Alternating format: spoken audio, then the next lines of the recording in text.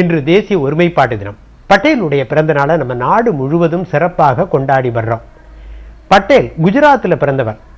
இளம் வயதிலேயே அவர் ஒரு நாட்டுப்பற்றுடையவராக சிறந்த அறிவாளியாகவும் இருந்தார். நல்ல படிக்கக்கூடியவர். பள்ளிக்கூடத்தில் சிறு வயதிலேயே தன்னை ஒரு இரும்பு மனிதராக அவருடைய அனுபவபூர்வமாக மக்களுக்கு அறிவிச்சிட்டார். மன உறுதி அவருடைய இளம் வயதிலேயே இருந்துச்சு. அவர் அதற்கு பின்னாடி தன்னுடைய படிப்பில் தன்னை நல்ல உயர்த்தி லண்டன்ல பாரிஸ்டர் பட்டம் பெற்று திரும்பி நாட்டுக்கு திரும்பி ஒரு வழக்கறிஞர் பணியாற்றினார். காந்தியுடைய சுதேசி இயக்கத்தில் ஈர்ப்பு ஏற்பட்டு சுதேசி இயக்கத்தில் தன்னை இணைச்சு கொண்டார். அவருடைய முதல் வெற்றிங்கிறது உப்பு சத்தியாகிரகம். உப்பு சத்தியாகிரகத்தில் காந்தியோடு சேர்ந்து உப்பு சத்தியாகிரகத்தில் இயங்கி அதில் அவருக்கு முதல் வெற்றி கிடைச்சது. அதற்கு பின்னாடி பார்த்தீங்கன்னா வர்தோலியில் விவசாயிகளுக்காக ஒரு பெரிய போராட்டம் நடத்தினார். அதுவும் நல்ல வெற்றிகரமாக இருந்ததுனால அவருக்கு சர்தாருங்கிற பட்டம் கிடைச்சது. அதன் பின்னாடி அவர் காந்தியோடு மிக நெருக்கமாட்டு இருந்தது. வட்டமேஜை மாநாடுக்கு பின்னாடி எரபாடா சிறையில் காந்தியோடு அவர் இருந்தபோது தான் காந்தியோடு அவருக்கு நெருக்கம் ஏற்பட்டுச்சு. அதன் பின்னாடி நம்முடைய நாட்டை சுதந்திரம் கிடைக்கணும், நம்ம நாடு ஒரு பெரிய வளர்ச்சி பெற்று உலகத்தில் ஒரு உயர்ந்த நாடா ஆகணுங்கிற உறுதியோடு அவர் போராடினார். அத்தகைய இரும்பு மனிதர் சர்தார் வல்லபாய் பட்டேல். இந்தியாவினுடைய சுதந்திர போராட்ட வரலாற்றில் இரண்டு முக்கிய ஆளுமைகள் நம்மளால மறக்கவே முடியாது. மகாத்மா காந்தி எளிய மனிதராக அறியப்பட்டவர், உறுதியான மனிதராக வல்லபாய் பட்டேல் அறியப்பட்டவர். அந்த இரும்பு மனிதராகவும் எளிய மனிதராகவும் உடையவர். முன்னாள் நேர்முக உதவியாளர் கல்யாணம் ஐயா அவர்கள் இங்கே போயிருக்காங்க. அவரை மகாத்மா காந்தியுடைய எளிமையும் வல்லபாய் பட்டேலுடைய உறுதியான மனமும் கொண்டவரா நம்ம அவரை சொல்லலாம். இப்போ அவர்கிட்ட நம்ம பட்டேல் உடைய நினைவுகளை நம்ம அறிஞ்சுக்க போறோம். வணக்கம் சார். சர்தார் வல்லபாய் பட்டேல் அவரை நம்ம இரும்பு மனிதரா நம்ம எல்லோரும் தெரிஞ்சுட்டு இருக்கிறோம். ஏன் அவரை நம்ம இரும்பு மனிதரா சொல்றோம்? Patel was known as the Iron Man of India because he was a man of action. He spoke very little, but he was a very strong man. And when he assumed charge as minister in the central government, he was deputy prime minister. Not only that, he was in charge of information and broadcasting and also the states. காந்திகிட்ட வரத்துக்கு முன்னாலேயே, நான் காந்திகிட்ட சேர்றதுக்கு முன்னாலேயே சில வருஷத்துக்கு முன்னாலே அவர் பண்ண வேலைக்காண்டு அவருக்கு சர்தார் வேலை கொடுத்தார். டைட்டில் கொடுத்ததுக்கு காரணம் அவர் அந்த மாதிரி வேலை பண்ணினார். பாதுல்லையில் பண்ணும்போது அது வேலை கொடுத்தார். அதனால சர்தாருங்கிறது ரொம்ப டைட்டில், ஒரு டாப் மேன். சர்தார்னா டாப் மேன், செயல்படக்கூடிய மனிதராகவும் அவர் அறியப்பட்டார். அந்த சமயத்தில் கொடுத்தது அந்த பேரையே வச்சு நடத்திருந்தார். அவர் பிரதர் இன்னொருத்தர் விட்டல் பாய் பட்டேல்னு ஒருத்தர். ரெண்டு பேரும் கூட இருந்தவர். ரெண்டு பேரும் பெரிய லாயர்ஸ். பட் இவருக்கு அந்த பேர் கொடுத்ததுக்காட்டு அவரோட ஸ்ட்ராங் மேன், அதனால அந்த சர்தார் பட்டேல் கொடுத்தார் பேர் கொடுத்தார். சுதந்திரத்துக்கு முன்னாடியும் சுதந்திரத்துக்கு பின்னாடியும் இந்தியாவுடைய வரலாற்றில் அவருக்கு ஒரு முக்கிய பங்கு இருக்கு. சுதந்திரத்துக்கு முன்னாடி பட்டேலுடைய பங்கை சொல்லுங்க. அவர் எனக்கு தெரிய வந்தது ஜாஸ்தி அவர் மந்திரியான போது தான் தெரியும். ஹோம் மினிஸ்டர் வந்தார் சுதந்திரத்துக்கு பின்னாடி. ஆமா, அதுக்கு முன்னாடி ஜாஸ்தி இருந்தது. நான் அவரை ஜாஸ்தி பார்த்ததில்லை. அவர் காந்திகிட்ட வந்ததும் இல்லை. 44 வரைக்கும் அவர் வந்ததில்லை. அதுக்கு பின்னால் வந்தது 45க்கு அப்புறம் அவர் பார்த்ததே இல்லை. 45க்கு அப்புறம் காந்தி ஊரெல்லாம் சுற்றி இருந்ததார வழியை ஒத்தரையும் பார்க்கல, இவாடெல்லாம் ஒத்தரையும் பார்க்கல. மந்திரி ஆனோடனே மந்திரி முதல்ல என்ன ஆனார், ஹோம் மினிஸ்டர்னா ஹோம் மினிஸ்டர் மாத்திரம் இல்லை, இன்ஃபர்மேஷன் அண்ட் ப்ராட்காஸ்டிங் கூட அவர்கிட்ட தான் இருந்தது. அவருக்கு தனி வீடு இருந்தது. அந்த வீடு நேரு வீட்டுக்கு பக்கத்துலேயே இருந்தது. நேரு வீட்டிலேருந்து அவர் வீட்டுக்கு கிட்டத்தட்ட 20 அடி 25 அடி தான். அவுரங்கசீப் ரோட், இது யார்க் ரோடு, இது அவுரங்கசீப் ரோடு, இது ஷாஜான் ரோடு. இந்த சர்க்கிள் ஒன்று இருக்கும். இங்கேருந்து இந்த ரோடை தாண்டினா இது சர்தார் பட்டேல் ரோடு. இந்த ரோடை தாண்டி இங்கே வந்தால் லோதி கார்டன்ஸ். அந்த வீட்டில் அவர் இருந்தார். அப்போதான் இன்ஃபர்மேஷன் ப்ராட்காஸ்டிங் மினிஸ்டர் இருந்தார். என்னைக்கு மந்திரி ஆனாரோ அன்னிலேருந்து கடைசியில் அவர் சாகிற வரைக்கும் ஆல் இண்டியா ரேடியோ ஆர்டிஸ்ட் எல்லாம் அவரோட லான்ல பாட்டு பாடுவார். 4-5 பேர் வருவா கூட. 5 பேர் இந்த லான்ல உட்காந்து மியூசிக் நடக்கும். ஈவினிங் 5 to 7 எவ்ரி டே, ஒரு நாள் விடாம நடக்கும். நீங்க நிறைய அதுல பங்கு போனா பார்க்கலாம். யாரெல்லாம் வராளோ எல்லாம் அங்கே உட்காந்துருவா. அந்த காலத்தில் இந்த இப்போ இருக்கிறப்ப செக்யூரிட்டி இல்லை, யார் வேணா வீட்டில் போகிறான், யார் வேணா வீட்டை பார்க்க வரலாம், பார்க்குறவெல்லாம் அது மியூசிக்லாம் இருக்கும்போது உட்காந்துருவாங்க. ஸோ அந்த சமயத்தில் கிட்டத்தட்ட 50-60 பேர் வந்துடுவாங்க. ரொம்ப அந்த சமயத்தில் இந்த மியூசிக் செஷன் டெய்லி நடக்கும் for 2 hours. Minister of states இருந்ததுனால பிரின்ஸ்லி ஸ்டேட் நம்மகிட்ட கிட்டத்தட்ட 550 இருந்தது. எல்லாத்தையும் கூட ஒன்னா கொண்டு வந்தார். 565 டு பி எக்ஸாக்ட். ரொம்ப பேர் மறுத்திருந்தாங்க. இப்போ சிவி ராமசாமியார் மறுத்தார், டிராவன்கோரில் தனியாக உடம்புறார். இது போல மருத்துவ எத்தனை பேர் இருந்தால் அவளெல்லாம் கூட கூட்டிட்டு வந்து வீட்டில் கூட்டிட்டு வந்து எல்லாம் கன்வின்ஸ் பண்ணி எல்லாரையும் 3/4 ஸ்டேட்ஸ் இந்தியாவில் ஜாயின் ஆகிடுச்சு. பாகிஸ்தானுக்கு ஜாஸ்தி போகல, எல்லாம் 3/4 பேர் இதுக்கு இந்தியாவிலேயே இருந்துட்டார். அந்த சமயத்தில் தான் அவருக்கு காந்தியோட ஜாஸ்தி பழக்கம் வந்தது. காந்திக்கு தெரிய வந்தது இவ்வளவு வேலை பண்ணியிருக்காருன்னு. Man of action, man of பாக்கி வேறெல்லாம் வாய் பேச்சோட சரி. ஈவன் நேரு ஒரு ஐடியலிஸ்ட், வார்த்தை தான் ஜாஸ்தி பேசியிருந்தார். எப்படியே வேலை இவர் வேலையை பார்த்துட்டே காந்தியை நினைச்சார் இவ்வளவு வேலை பண்ணியிருக்காரு, நேருவோட நிறைய ஜாஸ்தி வேலை பண்ணியிருக்காரு, நம்ம நேருவை பிரைம் மினிஸ்டர் போட்டு இவரை கூட போட்டிருக்கலாமேன்னு அவர் கூட சில யோசனை பண்ணியிருக்காரு. அதை பற்றி பட்டேல் கூட சொல்லியிருக்காரு ஒரு தடவை. ஓஹோ. ஆனால் பட்டேல் சொன்னார் இல்லை எனக்கு வயசாகிடுச்சு, அவர் சின்னவர், அவரே இருக்கட்டும், நான் அவர் கூடயே வேலை பண்ணுறேன் அப்படின்னா. பட்டேல் இதெல்லாம் அட்மிட் பண்ணார், எனக்கு அந்த பதவி வேண்டாம், நீங்கள் கொடுத்தா கூட எனக்கு வேண்டாம். அவர் யோஜனை தான் பண்ணியிருந்தார், கொடுக்குறதா ஒன்றும் பேப்பர்லாம் ஒன்றும் வரல. பட் அவர் யோஜனை பண்ணார், இவ்வளவு வேலை பண்ணியிருக்கார், இவ்வளோ பிரின்ஸ்லி ஸ்டேட்ஸ் எல்லாம் ஒன்றும் பண்ணியிருக்காரு, நேரு வெறும் வாய்ப்பேச்சோடு பண்ணிட்டு இருக்கார் அப்படின்னு சொல்லிட்டு அது நடக்கலை. இது இப்படியே நடந்துருந்துச்சு. அந்த சமயத்தில் தான் பார்ட்டிஷன் நடந்தது. அந்த சமயத்தில் நாங்கள்லாம் கல்கட்டாவில் இருந்தோம். டெல்லியில் கவர்மெண்ட் நடந்துருக்கு. காந்தியை கூப்பிட்டா எல்லாரும், பட்டேல் கூப்பிடல, நேருவும் மவுண்ட் பேட்டனும் வர சொன்னார் 15th ஆகஸ்ட்டுக்கு. அவரில் எனக்கு அங்கே வாரத்துக்கு இஷ்டம் இல்லை, எனக்கு இஷ்டம் என்னென்னா இந்துஸ் முஸ்லிம்ஸ் ஒன்றா இருக்கணும், உங்கள் இண்டிபெண்டன்ஸ் எனக்கு வேண்டாம், இந்த மாதிரி இண்டிபெண்டன்ஸ் இருந்து எனக்கு பிரயோஜனம் இல்லை, எல்லாம் சண்டை போட்டு இருந்தால் இண்டிபெண்டன்ஸுக்கு அர்த்தம் இல்லை, நான் வரலன்னார்.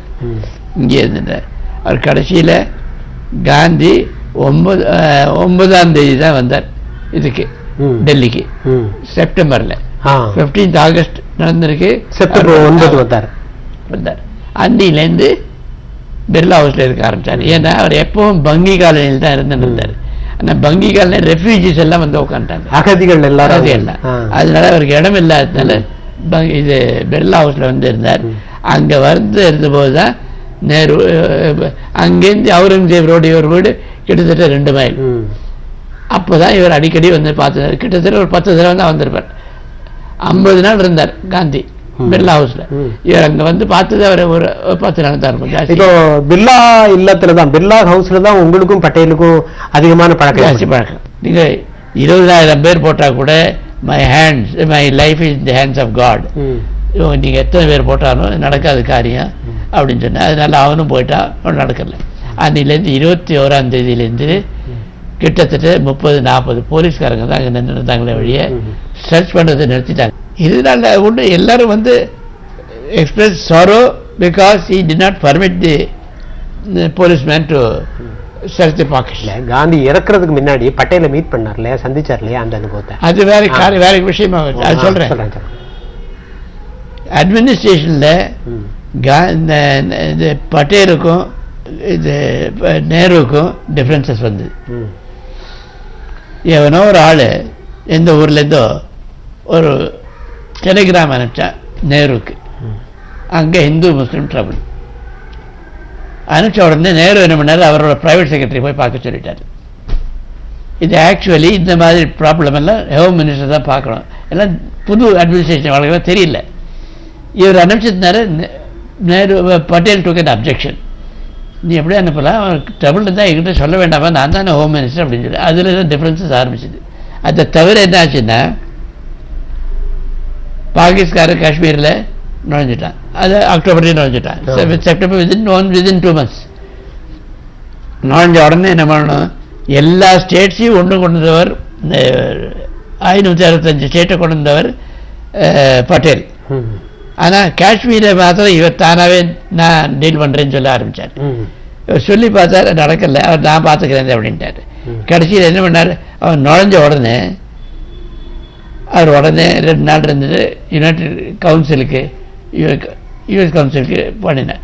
அதை இவர் அப்ஜெக்ட் பண்ணார்.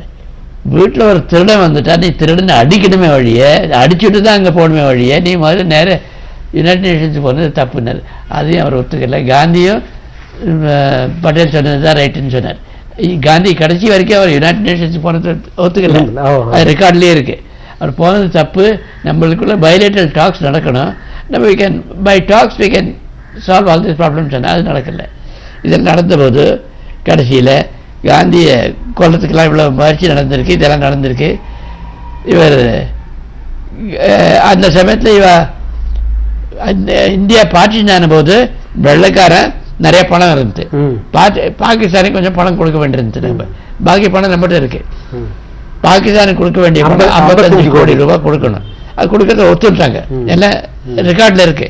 ஆனால் இவன் காஷ்மீரில் புகுந்துட்டானேன்னு சொல்லிட்டு இவன் டிசைட் பண்ணினா, பட்டேல் தான் டிசைட் பண்ணினா, it was approved by the cabinet. பணத்தை கொடுக்கக்கூடாது, இவன் வித்ரா பண்ணி தான் பணத்தை கொடுக்கணும் அப்படின்னு சொன்னேன். இவன் வித்ரா பண்ணலன்னொடனே பணத்தை கொடுக்க மாட்டேன்னு சொன்னான். இந்த நியூஸு காந்திக்கு வந்தது. காந்திக்கு இந்த நியூஸ் வந்தோடனே நம்ம வாயில் சொல்லியிருக்கோம், by word of mouth we have agreed to pay, so we must keep our word. அதுக்கும் இதுக்கு சம்பந்தம் இல்லை. அவன் தான் காஷ்மீரில் போந்துட்டான், அதுக்கு நம்ம வாயில் சொல்லியிருக்கோம், அதனால வி மஸ்ட் கீப் அவர் வேர்டுன்னு சொன்னார். அது ஒத்துக்கலைன்னொடனே பட்டேல் வந்து இவரோட பேச வந்தோடனே எல்லாம் கன்வின்ஸ் பண்ணினார் பண்ணணும்னு. அவருக்கு என்ன சொல்லி அவர் கேட்கல. சொல்லணுன்னு நான் வந்து ஃபாஸ்ட் பண்ணுவேன் அப்படின்னாரு.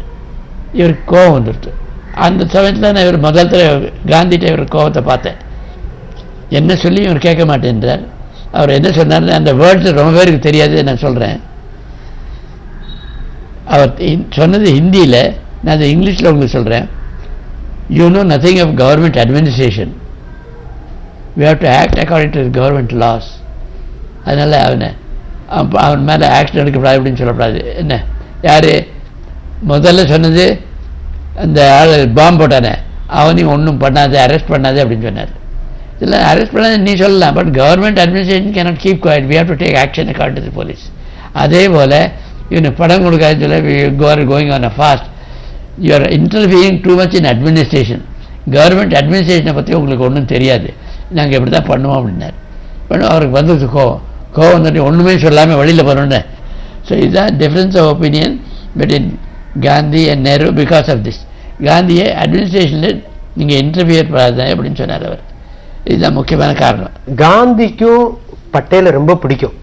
அந்த நட்பை பற்றி சொல்லுங்களேன். எந்த விஷயத்துல? காந்தி இவர் மேன் ஆஃப் ஆக்ஷன். இவர் பிரின்சிஸ்டேஷன்ல கொண்டு பார்த்தோன்னே அவருக்கு தெரிஞ்சிட்டு இவர் தான் நல்ல அட்மினிஸ்ட்ரேஷன் பார்க்குறாரு. அதனால தான் அவர் சொன்னார், நேருக்கு பதிலாக இவரே வந்துட்டா பட்டேல் அப்படி யோசனை பண்ணியிருந்தார். செகண்ட் தாட்ஸ் அவரோடது இதுதான், பட்டேல் தான் கொண்டு வரணும்னு. பட் அவர் சொல்லி பார்த்தார். பட் இருந்தாலும் பட்டேல் சொல்லிட்டார், எனக்கு வயசாயிடுச்சு, அவருக்கு நான் ப்ரிப்பேர் டு ஒர்க் வச்சேன் அப்படின்னு சொல்லிட்டார். இந்த மாதிரி ஆச்சு. அதுக்கு பின்னாடி காந்தி இறந்த நாளைக்கு பட்டேலுக்கு காந்தி இறந்த செய்தியை நீங்க தான் போய் சொன்னீங்க. அது என்ன ஆச்சுன்னா, 30ஆம் தேதி காந்திக்கும் நேருக்கும் பட்டேலுக்கும் டிஃப்ரென்ஸ் ஆஃப் ஒப்பீனியன் இருந்துச்சு. அதை பற்றி டிஸ்கஸ் பண்ணுறதுக்கான்ட்டு 30ஆம் தேதி ஜனவரி பட்டேலை அவர் கூப்பிட்டார். இவர் சாயந்தரம் 4 மணிக்கு வந்தார். 4 மணிக்கு வந்த உடனே பேச ஆரம்பித்தார். என்ன சமாச்சாரம்னு, இவர் இன்டர்ஃபியரன்ஸ் இன் மை ஒர்க் இருக்குது, அதெல்லாம் படிக்க அப்படின்னு சொன்னார். அன்றைக்கி கூப்பிட்டதுக்கு அவர் காரணம் என்னென்னா, 28ஆம் தேதி அவர் லெட்டர் ஆஃப் ரெசிக்னேஷன் அனுப்பிச்சார் பட்டேல் இது காந்திக்கு. நான் இதில் ஒர்க் பண்ண தயாராக இல்லை, எனக்கு டிஃப்ரென்ஸ் ஆஃப் ஒப்பீனியன் இருக்குது நேருவோட அப்படி. முதல்ல 2 தடவை வாயில் சொன்னார், இந்த தடவை கையிலே எழுதி அனுப்பிச்சா நான் இனிமேல் இதில் ஒர்க் பண்ண தயாராக இல்லை அப்படின்னு சொல்லிட்டு. அதுக்கான தான் அவரை 30ஆம் தேதி அவர் கூப்பிட்டார். ஆச்சுன்னு கேட்குறேன். 30ஆம் தேதி இவரை கூப்பிட்டதுக்கு அப்புறம் 7 மணிக்கு சாயந்தரம் நேருட்ட அதை பற்றி பேசுகிறதா இருந்தார். அது பேச முடியல, பிகாஸ் செத்து போயிட்டார் அதுக்குள்ளே. 4 மணிக்கு வந்தார், இவர் பேசினார். பேசினதுக்கு அப்புறம் இவரை கன்வின்ஸ் பண்ணார். இவர் நான் நேருட்ட சொல்கிறேன், ஆனால் நீங்கள் 2 பேரும் முதல்ல காந்தி யாராவது ஒருத்தர் போயிட்டா நல்லதுன்னு தான் சொன்னார். யாராவது ஒருத்தர் ரிசைன் பண்ணால் நல்லதுன்னார். ரிசைன் பண்ணுறதுல நேரு ரிசைன் பண்ணால் பெட்டர், இந்திரா இவர் தான் பெட்டர் அட்மினிஸ்ட்ரேஷன் நினச்சிருந்தேன். அப்புறம் பார்த்தார் நீங்கள் 2 பேரும் கூட ஒர்க் பண்ணால் தான் பெட்டர், இந்தியாவுக்கு அதுதான் நல்லது அப்படின்னு அந்த யோசனைக்கு வந்து இவர் பேசினதுக்கு அப்புறம் போயிட்டார். போனதுக்கப்புறம் 7 மணிக்கு அவர்கிட்ட இவர் சொன்னதெல்லாம் சொல்லலான்னு பார்த்தார், அது பார்த்த முடியல. பிர்லாவும் பட்டேலும் மிக நெருங்கிய நண்பர்கள். அவங்களுடைய நட்பு எந்த மாதிரி இருந்தது? முதல் நாள்லேருந்து கடைசி நாள் வரைக்கும் பிர்லா தான் டெய்லி காந்தி பட்டேல் வீட்டுக்கு போயிட்டு இருந்தார். டெய்லி காலையில் 5 மணிக்கு எழுந்துட்டு இவர் வீட்டுக்கு காரில் வந்து இவர் 2 பேரும் ரோடை கிராஸ் பண்ணினா லோதி கார்டன் நடந்து கிராஸ் பண்ணி லோதி கார்டனில் வாக் பண்ணுவார். எல்லாரும் அப்போ பாப்பா டெய்லி பட்டேலும் பிர்லாவும் வாக் பண்ணுறது பார்த்துட்டு ஜனங்களுக்கெல்லாம் தெரிய வந்துட்டு எல்லாம் ரொம்ப பேர் அந்த சமயத்தில் அவளும் வாக் பண்ண ஆரம்பித்தா, இவள் இவளை பார்க்கறதுக்கான்ட்டு. அந்த சமயத்தில் தான் நாங்கள்லாம் பிர்லா ஹவுஸில் இருந்துட்டு இருந்தோம். காந்திக்கு வயசாகிடுச்சு, 75 வயசு அப்போ. ஸோ அவர் அந்த பொண்ணுகள் இருக்க அந்த மனு காந்தி ஆபா காந்தி அவர்கிட்ட சொன்னேன், நீங்கள் எப்போ பார்த்தாலும் என்னையே பார்த்துட்டு இருக்கீங்களே, எக்ஸசைஸ் ஒன்றும் பண்ணுறதில்லை, நான் எதாவது பண்ணிட்டு இருக்கேன், நான் வாக்கிங் போகிறேன், இது பண்ணுறேன், நீங்களாம் ஒன்றும் பண்ணுறதில்லை, வயலில் எக்ஸசைஸ் எங்கேயா வெளியில் போய் பாருங்களேன். இல்லை எப்போ பார்த்தாலும் உங்களை பார்த்துட்டே இருக்க வேண்டியிருக்கு, எப்படி போகிறது? இல்லை நான் எப்போது நேப் எடுத்துப்பேன், காலையில் மசாஜ் எடுத்துப்பேன், அந்த சமயத்தில் போயிட்டு வாங்க எங்கேயாவது. எங்களுக்கு ஊர் தெரியாது, புது ஊர், அப்படி கல்யாணத்துக்கு ஊர் தெரியும், கல்யாணத்தோட எங்கேயாவது வெளியில் போயிட்டு வாங்கன்னு. ஸோ என்ன பண்ணால் காலையில் 5 மணிக்கு எழுந்துட்டு காந்தி 3:30 மணிக்கு எழுந்துட்டுருவார். 3:30 மணிக்கு எழுந்துட்டு முதல்ல ப்ரேயர் ரூமுக்குள்ளேயே எல்லாரும். ப்ரேயருக்கு அப்புறம் அவர் டீக்கு பதிலாக தான் ஹனி கிளாஸில் ஹனி வச்சுட்டு டம்ளரில் சாப்பிடுவார். ஹாட் வாட்டர் போட்டு லெமன் போட்டு சாப்பிட்டதுக்கு அப்புறம் எனக்கு கொஞ்சம் வேலை கொடுப்பார். எனக்கு கொடுத்து இவளை கொஞ்சம் வெளியில் கூப்பிட்டு போன்னு சொன்னார். இந்த காலத்தில் ரெஃப்யூஜிஸ்க்கெல்லாம் நிறைய ப்ராப்ளம்ஸ். புரோக்கர்ஸ் நிறைய பழத்தை சாப்பிடுவா, அவளுக்கு கிடைக்க வேண்டியதெல்லாம் கிடைக்காது. துணி கொடுப்பான், வேணாது பாய் துணி வேணாது எடுத்துகிட்டு போடுவான், பாய் தான் அவளுக்கு கிடைக்கும், ரூபாயும் கிடைக்காது. அதில் வேறு அவளுக்கு கஷ்டம் இருந்துச்சு. அவள் இருக்கிற ஏரியாவில் அதனால் கம்ப்ளைண்ட் பண்ணுறதுக்கு வந்துட்டாங்க. ஸோ அந்த காலத்தில் செக்யூரிட்டி இல்லாததுனால எல்லோரும் they could freely meet Patel and other ministers. காலையில் லோதி கார்டன் இங்கே வந்தபோது ஒரு 100 பேர் இருப்பாங்க, டெய்லி 100 பேர் இருப்பாங்க ரெஃப்யூஜிஸ். வல்லபாய் பட்டேல் இரும்பு மனிதருக்காக ஒரு மிக உயர்ந்த மக்களுக்கு ஒரு பெரிய உந்துதல் அளிக்கும் விதமா ஒரு மிகப்பெரிய பிரம்மாண்டமான ஒரு சிலையை குஜராத்தில் நிறுவுறதுக்காக மத்திய அரசு முடிவு செஞ்சிருக்குது. ஒவ்வொரு ஊர்ல இருந்தும் இரும்பு கொண்டு போய் அதை சிலையை உருவாக்க இருக்கிறாங்க. அதை பத்தி உங்களுக்கு அதை மோடி இப்போ பெரிய மானுமெண்ட் ஒன்று கட்டுறதா இருக்காரு. அதெல்லாம் சேர்த்து வச்சு இன் மெமரி ஆஃப் எந்தீங்கன்னா இப்போ நம்ம பார்க்குறோம் 68 வருஷம் ஆச்சு. எல்லா லீடர்ஸையும் மறந்துட்டாங்க. ராஜாஜிலேருந்து ஆரம்பித்து எல்லா பட்டேல் இவெல்லாம் நிறையா பண்ணியிருக்காங்க. ஒரு டைனாஸ்டிக், அதனால அவர் இப்போ ஆரம்பித்தார். இவர் பண்ணியிருந்த வேலை நிறையா இருந்துச்சு. பட்டேல் பண்ணியிருந்தது ரொம்ப ஜாஸ்தி. அதுக்காண்டி இவருக்கு ஒரு சிலை கட்டணும். அப்புறம் இது தவிர காந்தி எடுத்து கட்டியிருக்கார். ரெண்டும் சேர்ந்து அங்கே கட்டுறதுக்கு அவர் முயற்சி பண்ணியிருக்கார் இந்த வருஷம். இது இத்தனை நாள் நடக்கலை. இப்போ இந்த பார்ட்டி வந்ததுக்கு காரணமே காந்தி இருந்திருந்தா அப்போதே வந்துருக்கும். காந்தியே லாஸ்ட் டேஸில் சொல்லிட்டு ஐ am a spent coin, I am not the current coin I fancied I once was, and I am no longer the legal tender, and I am not responsible for what is going on in the country today அப்படின்னு சொல்லியிருக்கார். அவர் எழுதியிருக்கார், எழுதினதே இருக்கு. So அவர் இருந்திருந்தா அப்போதே இந்த இதெல்லாம் மாறி இருக்கும். இப்போ ராஜாஜி இந்த சுதந்திர பார்ட்டி ஆரம்பித்தார், கிருப்லானி இந்த கிசான் மஸ்தூர் பிரஜா பார்ட்டின்னு ஒன்று ஆரம்பித்தார். இதெல்லாம் நடந்திருக்காது. காந்தி இருந்தது ஆல்டர்னேட்டிவ் டு காங்கிரஸ், அப்போதே ஆரம்பிச்சிருப்பார் அவர். அந்த சமயத்தில் அதான் யோஜனை பண்ணிட்டு இருந்தார். இவ்வளோ தராக நடந்துட்டுருக்கு, இதெல்லாம் தடுக்கணுமே அப்படின்னு. பட் இப்படி இந்த டைனாஸ்டிக் ரூல் வருவதுங்கிறது அது அவருக்கு அப்போ தெரியாது. இதெல்லாம் அப்புறம் தான் நடந்திருக்கு. இவ்வளோ தான் நடக்கும்னு தெரிஞ்சிருந்தால் அப்போதே நடந்திருப்பார். காஷ்மீரை பற்றி சொல்லும்போது ஜூனாகர் எப்படி அனுப்பிச்சார், எடுத்தார், ஆர்மி எடுத்து அனுப்பிச்சார். அதே மாதிரி தான் ஹைதராபாத்லேயும் பட்டேல் நேரோட சொல்லி பார்த்தார். ரெண்டையும் நான் அனுப்பிச்சிருக்கேன், இல்லை அவர் நான் பார்த்துக்கிறேன்னு சொல்லிட்டு விட்டுறாரு. இப்போ 68 வருஷம் சால்வ் ஆக போகிறது. இது காட்ஜி ஒன்று சொன்னார், மார்க்கண்டேய காட்ஜின்னு ஒரு ஜட்ஜி இருந்தார். அவர் சொன்னார், இந்தியாவும் பாகிஸ்தானும் சேர்ந்தா தான் இது ப்ராப்ளம் சால்வ் ஆகும் போல் இருக்குது வழிய. India and Pakistan should join now, otherwise it cannot be solved அப்படின்னு சொன்னார். அவர் சொல்றது கரெக்ட் தான். But he was an iron man, no doubt. He achieved many things. அதே காந்தி அட்மிட்டட் இட். அவர் ஓப்பனாக சொன்னார், நான் பார்க்கறதுல நேரு பேச்சிலே இருக்கானே வழிய இவ்வளோ ஸ்டேட்ஸை ஒன்றா கொண்டு வந்தது எவ்வளோ பேர் அப்ஜெக்ட் பண்ண. சிபி ராமசாமியை அப்டேட் பண்ணும்போது அவர் வீட்டில் கெஸ்டாக வந்து கூப்பிட்டார். அவர் வீட்டில் வந்து தான் இருந்தார். அவர் 4 நாள் டெல்லிக்கு போனார். கூப்பிட்டோன்னு என் வீட்டில் வந்து இருந்தார். அவர் வீட்டில் வந்து இருந்து அவரை கன்வின்ஸ் பண்ணார். அந்த மாதிரி கொண்டு வந்து எல்லாரையும் கொண்டு வந்தார். ஸோ அது was a great man, no doubt. இரும்பு மனிதர், சாதனை மிக்க மனிதர், செயல்படக்கூடிய மனிதர். அவர் இருந்திருந்தாரா most of these problems would not have come. இப்போ இருக்கிறதெல்லாம் because of Nehru. So ICS Indian civil service வேண்டாம், இந்தியன் அட்மினிஸ்ட்ரேட்டிவ் சர்வீஸ் கொண்டாரு. ஐசிஎஸ் ஐஏஎஸ் ஆட்டு கொண்டு வந்தது வந்து பட்டேல். அது முதல்ல he was in charge of home ministry. அதனால தான் பண்ணாரு. And when he died he had only about 250 rupees in his pocket. He never misused his own son. Was trying to make money in அந்த ஊர்ல. அந்த வீட்டுக்குள்ள வர விடல. Home minister இருந்து வீட்டில் இருக்காது வேற எங்கேயாவது மேலே நிறைய கம்ப்ளைண்ட்ஸ் இருக்குன்னு சொல்லிட்டார். அந்த ஓன் சன். அந்த மாதிரி மனிதர் அவர். அதாவது இரும்பு மனிதர், அதே நேரத்தில் காந்தியை போல எளிமையான மனிதர் சர்தார் வல்லபாய் பட்டேல். அது ஜெனரல் சௌத்ரின்னு ஒருத்தர் இருந்தார். அவர் பிபி மேனோட மாப்பிள்ளை ஜெனரல் சௌத்ரி. அவர் தான் கொண்டு வந்தார். அவர் தான் என்டையர் போலீஸ் ஃபோர்ஸை கொண்டு வந்து நைஜாமுக்கு எதிர நிறுத்தி எல்லாரும். அந்த ரிஸ்வின்னு ஒருத்தர் தான், ரிஸ்வி காசிம் ரிஸ்வி. அவன் தான் ட்ராவல் பண்ணிட்டு இருந்தாங்க. அவனை வெளியில் தள்ளி அப்புறம் இந்த போலீஸை வச்சுட்டு அவனை ஹைதராபாத்ல. ஆமாம், போலீஸ் ஆக்ஷன் அது. அதே போல் தான் ஜூனாகத்லேயும் மோஸ்ட்லி 2 கேப்சர் பண்ணார். இது காஷ்மீர் அவர் கையில் இருந்தால் உடனே வந்துருக்குது. இது within 1 month he could have got that Kashmir, no doubt about it. இது ரொம்ப தப்பு பண்ணி யுனைடெட் நேஷன்ஸுக்கு போனது தப்பு. இந்த பேப்பர்ஸ்லாம் எடுத்து வச்சிருக்கேன். இதை பார்த்தா ஒன்றுமே பண்ணலை. இது இன்னொரு கண்ட்ரியோட நம்ம இன்டர்ஃபியர் பண்ண முடியாது அப்படின்னு விட்டுட்டேன். அது வரைக்கும் கடைசியில் வருது. பேஷண்ட் சீரியஸ் தான், அவனுக்கு மருந்து முதல்ல கொடுக்கணுமே, அது பண்ணிக்கணும்னு சொன்னார். அதுதான் சொல்லிட்டு கிளம்பினார். போயிட்டு அங்கேருந்து it took only about 5 minutes to reach the prayer ground. இவர் போயிட்டார். இவர் வீட்டுக்கு போறார் Patel. Gandhi and all of us along with him இந்த ப்ரேயர் கிரவுண்டுக்கு போகிறான். ஒரு 5 நிமிஷம் போன உடனே அவன் சுட்டுவிட்டான். நான் உடனே அங்கே சுட்டு இவர் கீழே எடுத்து பார்த்துட்டு உடனே நான் அப்புறம் என்ன நடந்துன்னு எனக்கு தெரியாது. உடனே வெளியில் வந்தேன். கார் நிறையா நின்றுருந்து. அங்கே ஒருத்தரோட கார், 3/4 பேரோட கார் எனக்கு தெரியும். ஏறி நேராக பட்டேல் வீட்டுக்கு போய் சொன்னேன். அப்போ வந்த உடனே நேருவுக்கு டெலிஃபோன் பண்ணேன். அவர் 2 பேருக்கு முதல்ல டெலிஃபோன் பண்ணிட்டு நான் தான். அது ரெக்கார்ட்லேயே வந்திருக்கு. வேற ஒருத்தரையும் சொல்ல முடியல. ஸோ 2 பேர் தான் மோஸ்ட் இம்பார்ட்டன்ட். மவுண்ட் பேட்டன் அப்போ ஊரில் இல்லை. மவுண்ட் பேட்டன் அப்புறம் ஊர்லேருந்து வந்தார். இன்னொன்று பிரின்சஸ் எல்லாம் எல்லாம் வந்துடத்துல இந்தியாவில் எல்லாம் செஞ்சுட்டார்ல.